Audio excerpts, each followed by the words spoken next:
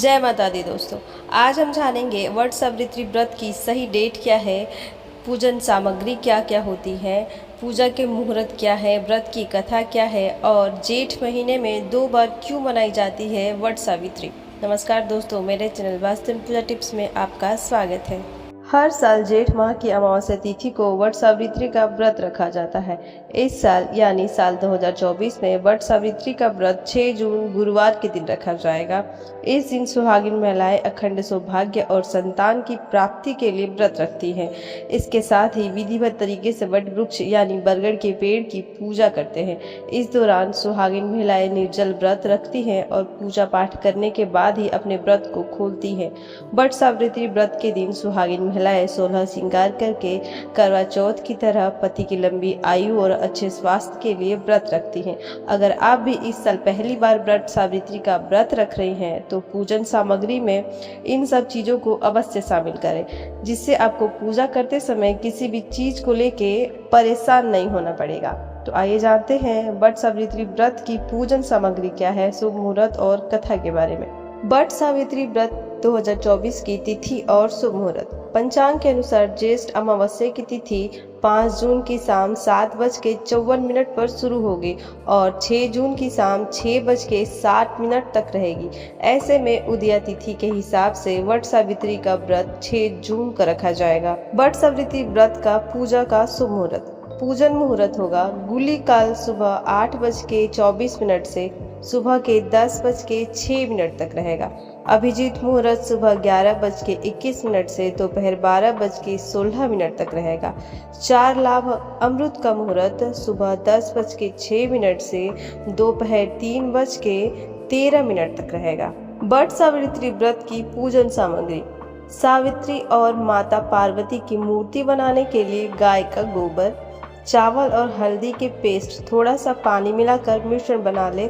थप्पा लगाने के लिए कच्चा सूत या फिर सफ़ेद धागा, बांस का पंखा, लाल कलावा, बरगद की कोपल, खजूर, आम, केला, मौसमी फल, फूल की माला, बतासा, सिंदूर, रोली, इत्र, सुपारी, पान, लाल कपड़ा, अक्षत, सुहाग का सामान, नगद रुपए, भिगोए हुए लाल चने, 14 गेहूं और आटे की बनी हुई पूड़ियाँ, 14 आटे और गुड़ की बनी हुई गुलगुले, स्टील या कांसे की थाली, मिठाई, धूप, मिट्टी या पीतल का दीपक, घी, 1 लोटा और गिलास। वट सावित्री व्रत के दिन सुहागिन महिलाएं सुबह उठकर जल्दी स्नान आदि करके 16 श्रृंगार करती हैं और व्रत का संकल्प लेती हैं। मान्यता है कि वट सावित्री व्रत के दिन विधिवत पूजन करने से महिलाओं को अखंड सौभाग्य का वरदान प्राप्त होता है। पूजा का सामान तैयार करके बरगद के पेड़ के नीचे बैठकर पूजा करती हैं और कथा सुनती हैं। वट सावित्री व्रत कथा। पौराणिक मान्यताओं के मुताबिक सावित्री की कथा कुछ इस प्रकार है। मद्र देश में अश्वपति नाम के धर्मात्मा राजा राज्य करते थे। उनकी कोई संतान नहीं थी। राजा ने संतान प्राप्ति के लिए यज्ञ करवाया, जिसके कुछ समय बाद उन्हें एक कन्या की प्राप्ति हुई।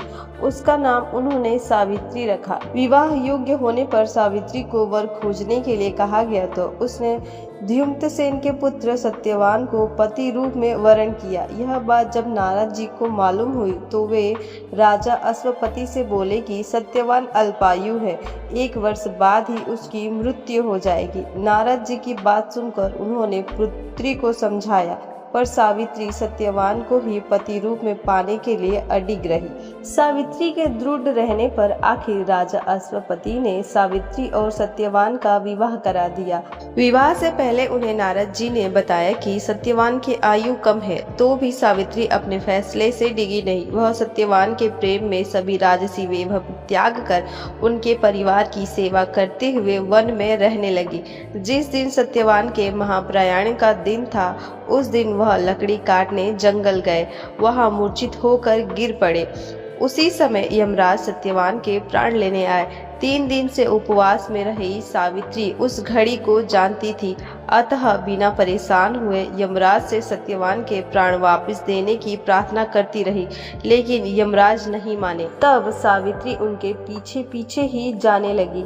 कई बार मना करने पर भी वह नहीं मानी, तो सावित्री के साहस और त्याग से यमराज प्रसन्न हुए और कोई 3 वरदान मांगने को कहा। सावित्री ने सत्यवान के दृष्टिहीन माता पिता के नेत्र की ज्योति मांगी, उनका छीना हुआ राज्य मांगा और अपने लिए 100 पुत्रों का वरदान मांगा। तथास्तु कहने के बाद यमराज समझ गए कि सावित्री के पति को साथ ले जाना अब संभव नहीं, इसलिए उन्होंने सावित्री को अखंड सौभाग्य का वरदान दिया और सत्यवान को छोड़कर वहां से अंतर्ध्यान हो गए।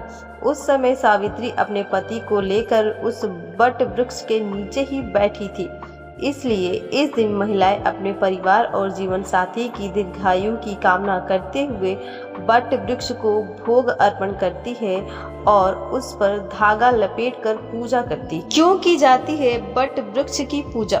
बट वृक्ष में ब्रह्मा विष्णु महेश त्रिदेवों का वास होता है। बरगद के तने में भगवान विष्णु का वास माना जाता है, जड़ में ब्रह्मदेव का वास माना जाता है, शाखाओं में भगवान शिव का वास होता है। बट की लटकती शाखाओं को सावित्री का स्वरूप मानते हैं, इसलिए ये पूरा पेड़ पूजनीय हो जाता है। बट वृक्ष लंबे समय तक अक्षय रहता है, इसलिए इसे अक्षय बट भी कहते हैं। यही कारण है कि हिंदू धर्म में इस वृक्ष को पूजनीय माना जाता है। वट सावित्री व्रत के आसान उपाय। वट सावित्री व्रत वाले दिन आप देव वृक्ष कहे जाने वाले बरगद के पेड़ के नीचे बैठकर सत्यवान और सावित्री की पूजा करें। वट वृक्ष की 7, 11 या 108 बार परिक्रमा करते हुए उसमें कच्चा सूत लपेटे। कच्चा सूत ना मिले तो रक्षा सूत्र भी लपेट सकते हैं। उसके बाद वट वृक्ष को जल अर्पित करके वट सावित्री व्रत की कथा सुने। उसके बाद यम से अपने पति की लंबी आयु की प्रार्थना करें। उनके आशीर्वाद से आपके जीवन साथी सुरक्षित और दीर्घायु हो सकते हैं। यदि आपके वैवाहिक जीवन में कलह है तो उसे दूर करने और खुशहाली बनाने के लिए वट सावित्री व्रत के दिन वट वृक्ष के नीचे भगवान विष्णु और माता लक्ष्मी की पूजा करें। वहां पर घी का दीपक जलाएं। पति के साथ बरगद वृक्ष की 11 बार परिक्रमा करें। लक्ष्मी नारायण के आशीर्वाद से आपका वैवाहिक जीवन सुखमय होगा। अगर आपसे संभव हो तो यह उपाय आप प्रतिदिन भी कर सकते हैं। अगर आपकी आर्थिक स्थिति ठीक नहीं है तो वट सावित्री व्रत के अवसर पर आप माँ लक्ष्मी की पूजा करें। माता लक्ष्मी को पीले रंग के 11 कोड़ियाँ चढ़ाएं। पीली कोड़ियाँ नहीं है तो सफेद कोड़ियों पर हल्दी लगाकर चढ़ा सकते हैं। वट सावित्री व्रत के दिन जरूरतमंद लोगों को अनाज, भोजन, कपड़े आदि चीजों का दान करें। रसदार फल जैसे आम, तरबूज आदि फल का दान करना भी इस दिन शुभ माना जाता है। इस उपाय से भी आपके जीवन में सुख शांति बनी रहेगी। यदि आपको धन की इच्छा है तो आप वट सावित्री व्रत के दिन देवी लक्ष्मी की पूजा करें और उन्हें 7 पीली कोड़ियाँ चढ़ाएं। बाद में उन कोड़ियों को एक लाल कपड़े में लपेटकर अपने धन यानी तिजोरी में रख दें। इससे आपकी इच्छा जल्दी ही पूरी हो सकती है। वट सावित्री का व्रत ज्येष्ठ महीने में 2 बार क्यों रखा जाता है? स्कंद व भविष्य पुराण के अनुसार वट सावित्री का व्रत ज्येष्ठ शुक्ल पक्ष की पूर्णिमा को किया जाता है, लेकिन निर्णयामूत्रादि के अनुसार यह व्रत ज्येष्ठ माह के कृष्ण पक्ष की अमावस्या को रखने का विधान है। यह भी कहते हैं कि भारत में अमांता व पूर्णमांता ये 2 मुख्य कैलेंडर प्रचलित है। हालांकि इन दोनों में कोई फर्क नहीं है, बस तिथि का फर्क है। पूर्णमांता कैलेंडर के अनुसार वट सावित्री का व्रत ज्येष्ठ माह की अमावस्या को मनाया जाता है, जिसे वट सावित्री अमावस्या कहते हैं, जबकि अमांता कैलेंडर के अनुसार इसे ज्येष्ठ माह की पूर्णिमा को मनाते हैं, जिसे वट पूर्णिमा व्रत भी कहते हैं। वट सावित्री अमावस्या का व्रत खासकर उत्तर प्रदेश, बिहार, मध्य प्रदेश, पंजाब और हरियाणा में ज्यादा प्रचलित है, जबकि वट पूर्णिमा व्रत महाराष्ट्र, गुजरात सहित दक्षिण भारत के क्षेत्रों में प्रचलित है। बट सावित्री का व्रत शादीशुदा महिलाएं अपने पति की भलाई और उनकी लंबी उम्र के लिए रखती है। दोनों ही व्रतों के पीछे पौराणिक कथा दोनों कैलेंडर में एक जैसी है। दोनों ही व्रत के दौरान महिलाएं बट अर्थात बरगद की पूजा करके उसके आसपास धागा बांधती है। पुराणों में यह स्पष्ट किया गया है कि बट में ब्रह्मा, विष्णु व महेश तीनों का वास है। मान्यता अनुसार इस व्रत को करने से पति की अकाल मृत्यु टल जाती है।